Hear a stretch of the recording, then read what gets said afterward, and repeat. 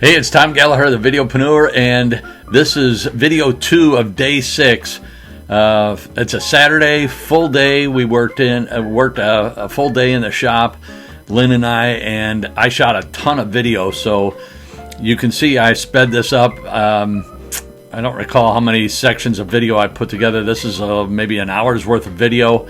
I've got it sped up 10x. So we've got the engine and transmission on the cherry picker, and we're getting ready to test fit it into in the truck. So we have the engine stripped down, the transmission stripped down. We've got the motor mounts that Lynn fabricated on the engine, and then we also got the transmission. We've got a transmission mount that we've got to test fit as well. So we're just going over the fine tuning in this video here, and just trying to make sure that it fits, that it falls on the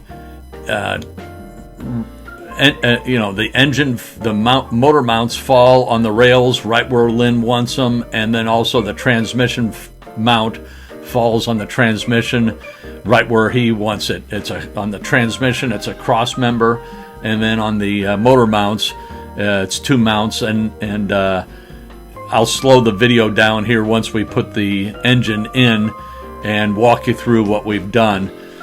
So this was a long day, got a lot done. Just a lot of this, though, is just fine tuning. So really, when you look at these videos over a long period of time, we got a tremendous amount of work done at the beginning, tearing this truck down.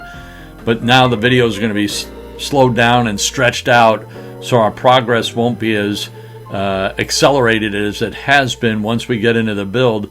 Because, just like this example, we worked an hour just getting the engine ready to put it in the between the rails and underneath the cab.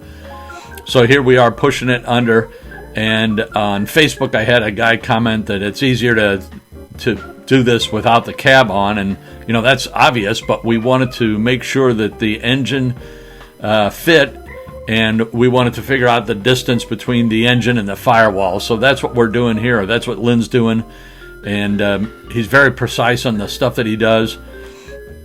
So that's what we're doing here. I'm getting underneath the truck right now so I can pull the transmission down, and then that way, we kind of horseshoe it in and then drop it down on the rails and get everything to line up. So that's what Lynn's doing right now. He made the motor mounts. I do a separate video on the motor mounts. I know I've mentioned it in other videos, but there isn't any company that makes motor mounts for the 60, 61, and 62. They do make them for 63 and up. So actually what Lynn ended up doing was getting motor mounts for a 63 through 72 Chevy C10 universal motor mounts, and then tweaked them. So we added an inch on the top of the rail. You'll see that here in a moment. And so that's what we're doing right here, just slowly tweaking things and fitting it in. So I do want to take a moment and talk about the other day I mentioned Car Guys and how cool it is to be at a show and have 2 different guys from 2 different walks of life and hitting it off well. And another example of Car Guys, there's a guy out west, and I'll put the link to his Instagram account below, and I'll also put it in the video here. Nick Hester. Holy smokes, he's an amazing builder. He builds C10s. That's all he does, and one right after the other. Does, 4 to 6 a year, and he does amazing work.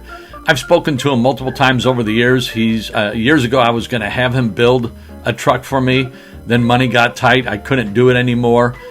And when I came across, so here I'll pick the story up in a moment.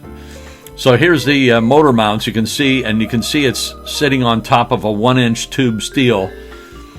So that's the black motor mount there, and then right below it is a 1-inch tube steel, and that's what we ended up fabricating. So that's the universal motor mount, and then we just had to raise it 1 inch on the rail to get it to fit, and then we have to create a transmission mount from scratch.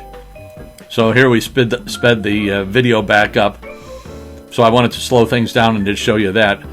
So now the struggle that we're having, or Lynn's having, is the angle of the engine. So you've got your drive shaft and your engine, and you want them to be kind of at an angle like that. So when you accelerate, they come up.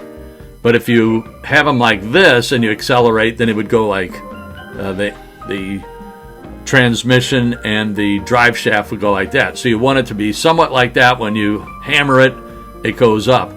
So that's what we're working on right now. Lynn's trying to get the angle, the grade right. So anyway, back to Nick Hester.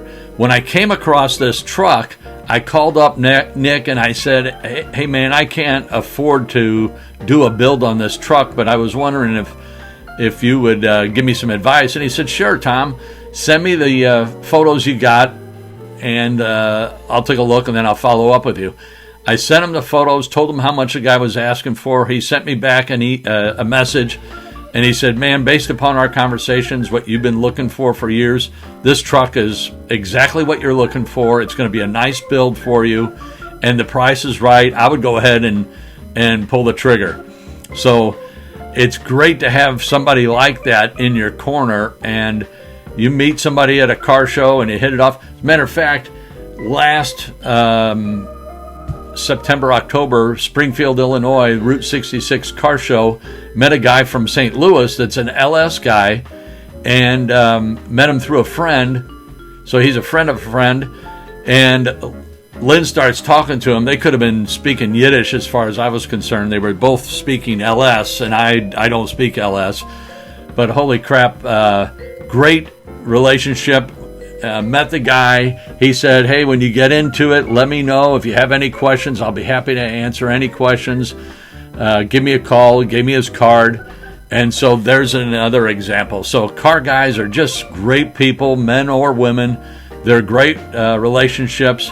And then when you see them out on the road, you got another conversation and just building that relationship. So build those relationships, whether you're at a car show, at a gas station, stuck on the side of the road. They're out there, and there's great people out there. So anyway, I'll do another video or two for day 6. And I think I shot a total of 27 videos that day. So I've got a lot of video, but I'll edit it down, and the boring stuff I'll speed up like this. I appreciate you watching. If these videos are enjoyable or they bring value, give us a thumbs up. That's how my videos get ranked higher when it comes to YouTube. And then if you like what we're doing, subscribe, because once we get this mocked up and then the truck torn down, the cab off, the frame to media blasting, and then primed and painted, then we'll start doing the build. And when we start doing the build, that's when the magic will really happen. And Lynn's got all this stuff in his head. He's amazing, but it's really enjoyable. So I'll go ahead and wrap things up. Thanks again for watching these videos. See, Lynn's explaining to me right now about the drive shaft and the engine. So I'm no expert. I'm just telling you what he told me. Thanks again.